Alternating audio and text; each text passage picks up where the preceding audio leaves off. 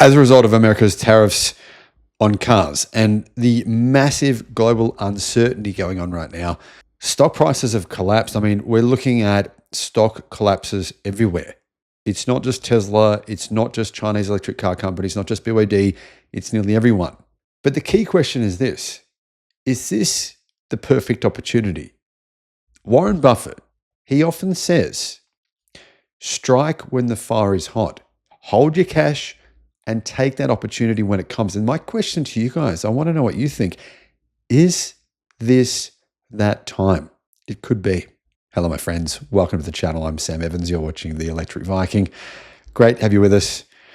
What's happening here? Well, first of all, as you know, Tesla's stock price has, in after hours trading, it looks like it's come down to about $235 US. That is, aside from one other day over the past 6 months, that is a record low. So aside from one other day over the past 6 months, that's a record low for Tesla.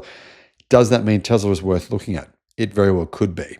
I don't believe Tesla's value is really about selling cars anymore. The question is, can they deliver on the other projects they're working on? That will define the success of Tesla. Now, am I saying you should buy Tesla stock? Not necessarily. I'm saying there's some really serious opportunities right now. There's opportunities not just with Tesla, but also with companies like BYD. Their stock price has just fallen by 12% overnight. NIO, theirs has fallen by 11.3%. XPeng is down 11.4%. And Li Auto is down by 11% as well. Even Zeekr, they are down by 25% over the past 12 months. And they're actually down by even more than that, considering, I mean, look at their stock price of Zeekr. They was sitting at $33 US on the 11th of March, 1 month ago. It's now down at $21 US. So it's dropped by around 30%. That is a really good buying opportunity because Zeekr now, they basically own Lynk & Co. And Lynk & Co. is a very successful plug-in hybrid company, part of the Geely group. And honestly, if you were to go to China, I'm not saying you should, but if you were to go to China and see Lynk & Co.'s vehicles, you'd be blown away. They are incredibly impressive. And the fact that Zeekr is now together, Zeekr and Lynk & Co. are now basically the same brand. That's going to give Zeekr some amazing cars over the next few years. That's a company worth looking at. Now, out of all these Chinese electric car companies, Tesla, everyone else, in my opinion, there are some opportunities that are better than others. And I'll explain the reasons for why some of these companies, I think, have a more likelihood of their stock prices increasing. Now, obviously, I'm not a financial investor. You can't take this investment advice and say, I bought this stock because the Electric Viking told me to do so. If you do, I'll get a $500,000 fine here in Australia.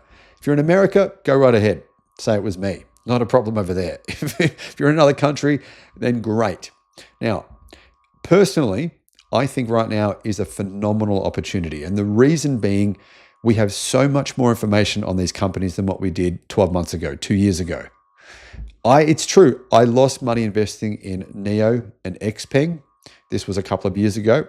And at that time, both those companies began to struggle. Both of them appeared to be on an upwards trajectory. That changed.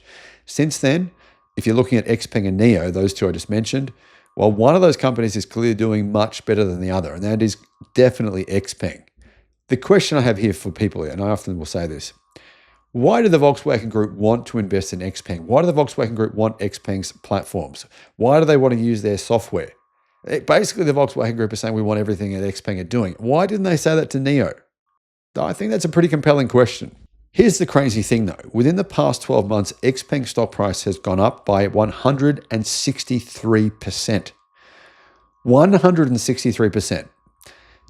I mean, yeah, some of that is probably due to the fact the Volkswagen Group invested in this company, but part of it is also due, as you can see, over the past 6 months, to their meteoric rise. They've broken their own sales records 6 months in a row. They've had record sales numbers, phenomenal numbers.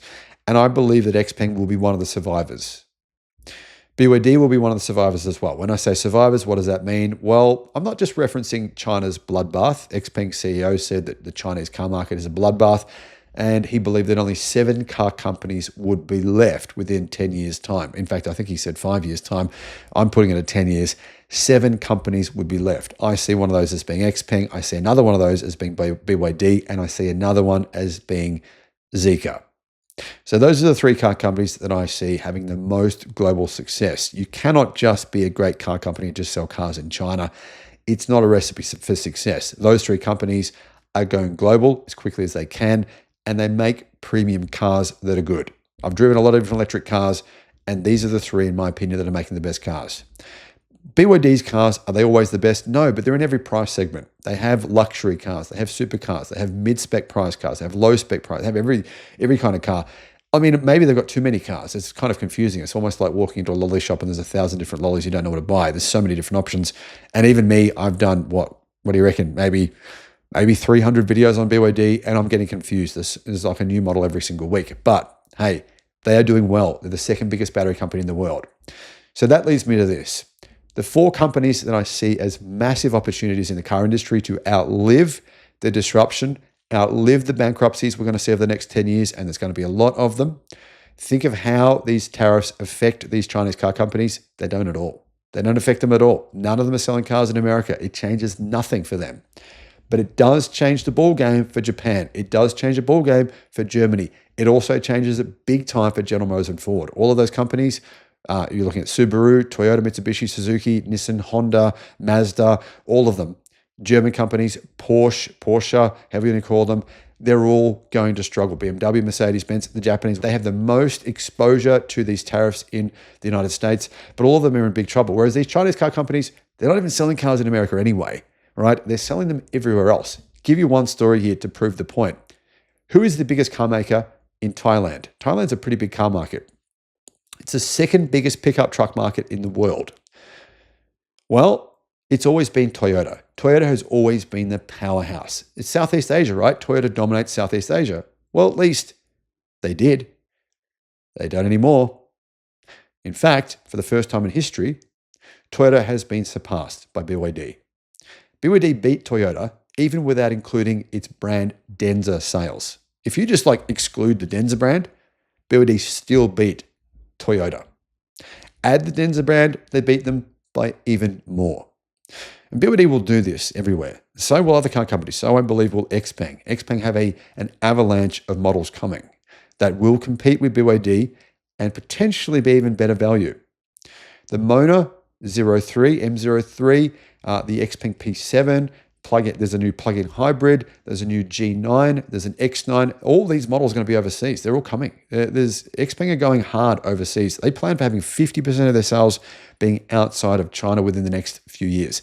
And in addition to that, XPeng, their losses are massively narrowing to the point where they're nearly not making a loss, they're nearly breaking even. They're expected by the end of this year they'll be making a profit on electric cars, meaning they'll be the second car company in the world, to actually profit from selling electric cars. No one else has achieved that yet, including BYD. BYD has not yet, because it sells a lot of non-EVs. Now, of course, BYD does profit and they're doing very well as a business, but you can't say BYD is solely an electric car company because they're not. So if it's true that, as what many financial analysts are saying, by the end of this year, XPeng will be making a profit on electric cars, it and Tesla will be the only two car companies in the world making a profit. Now, I believe Zeekr could potentially join them as well. It's on a track towards success. So those are my picks from this down point, this point in time where maybe it's the right period. Maybe it's the right time. I think it's an emotional reaction. I think it's a reaction not based on how good these car companies are. The products they're making are phenomenal. I've driven them. I know they are. I think that's sentiment. It's emotional sentiment about uncertainty right now, about Donald Trump, about global politics.